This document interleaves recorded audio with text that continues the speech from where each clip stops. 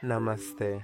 इस वीडियो में मैं आपको दिखाऊंगा कि कैसे आप अपनी कस्टम रिंगटोन बदल सकते हैं, कैसे अपनी कस्टम रिंगटोन सेट कर सकते हैं अपने आईफोन पर iOS 26 में।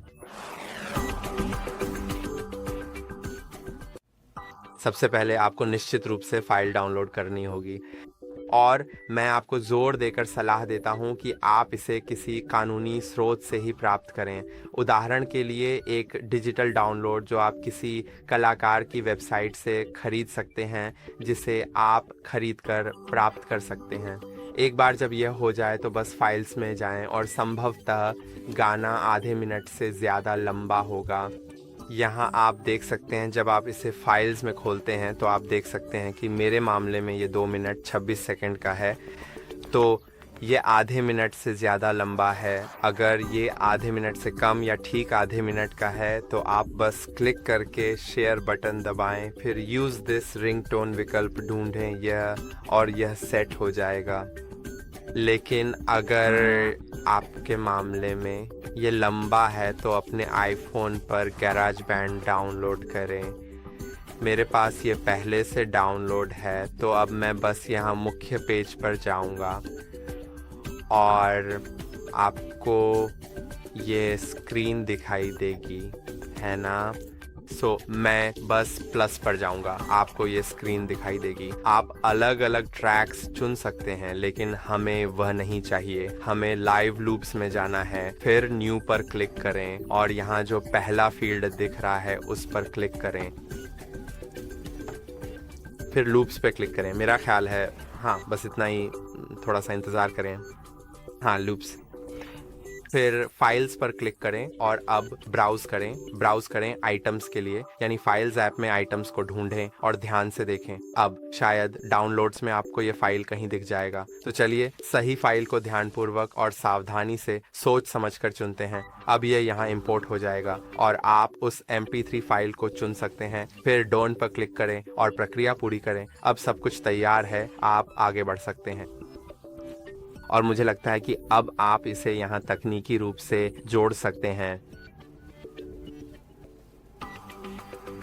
हाँ, अब ये जुड़ गया है, आप इसे यहीं देख सकते हैं। और अगर मैं इसे चलाऊं,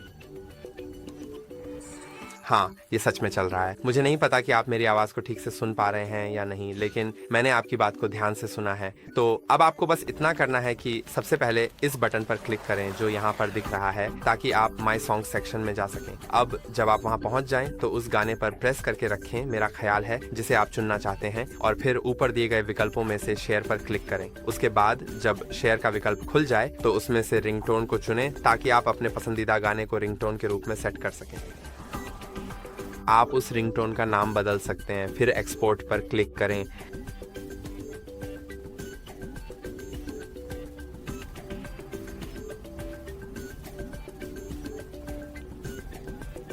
हम बिल्कुल ठीक है। नहीं, ठीक है, मैं समझ गया। मैं भूल गया था, मैंने इसे बस जोड़ा, लेकिन वास्तव में इससे काम नहीं करवाया। तो चलिए चलते हैं। मुझे लगता है कि मेरे पास डाउनलोड में मेरा गाना था। हाँ, तो चलिए उसमें चलते हैं। अब मुझे इसे थोड़ी देर के लिए लगभग लगातार आधे मिनट तक रिकॉर्ड करना चाहिए।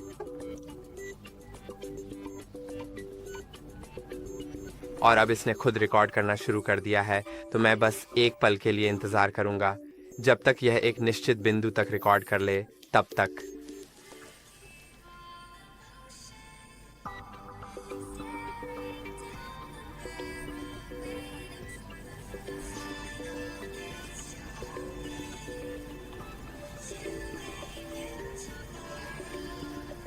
और जब आप हो जाएं तो बस इस पॉज बटन, स्टॉप बटन पर क्लिक करें और अब आप आसानी से, जब यह रिकॉर्ड हो जाए, जब उस ट्रैक का एक हिस्सा रिकॉर्ड हो जाए, और वैसे मुझे लगता है कि आप चाहें तो इसे काट भी सकते हैं। आप पहले हिस्से को काट सकते हैं, अगर ऐसा हो कि अगर आपने इसे बहुत लंबा रिकॉर्ड कर लिया है या कुछ और, तो आप इसे अपनी पसंद के अनुसार ट्रिम कर सकते हैं।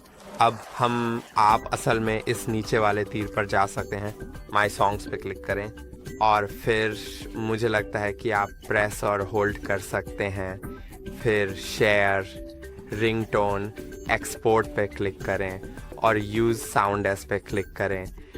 इसके बाद आप इसे स्टैंडर्ड रिंगटोन, टेक्स्ट टोन या किसी कॉन्टैक्ट के लिए असाइन कर सकते हैं। और मुझे उम्मीद है कि ये वीडियो आपके लिए मददगार रहा होगा। लाइक और सब्सक्राइब करना ना भूलें और अगली बार फिर मिलेंगे ज़रूर।